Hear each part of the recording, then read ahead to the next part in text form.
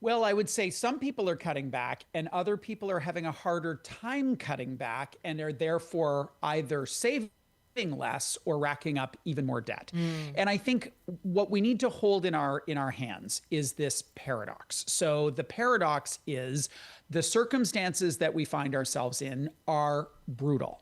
And this other truth that exists at the very same time is there is much which is within our circle of control. So that's really, I am not a policy wonk. I'm not a politician. I'm not a bureaucrat. What I focus on is, or at least try to focus on, is helping individuals take control of their financial destiny.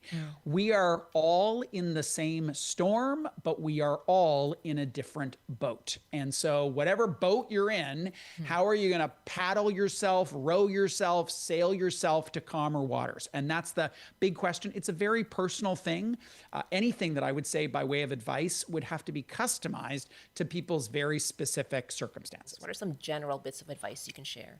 Here's where we need to start. We need to start with the truth. And most people don't really want to get into the nitty gritty of the finances because it's not a fun conversation. No. And I try my best. I try my best to make it as fun as possible. But it's not fun, right? So No. I think at Credit Canada, we talk a lot about sustainable spending. It is 3 steps: analyze, brainstorm, change.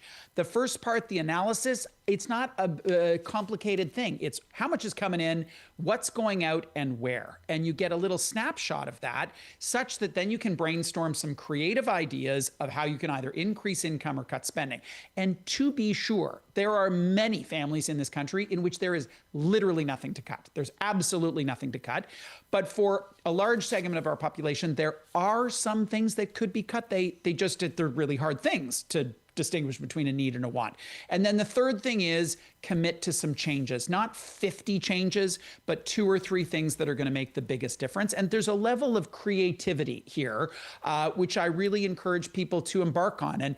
And there are ways in which we can open up our homes and think about things differently, such that we have a little bit of pressure taken off the brutal financial circumstances that so many people find themselves in.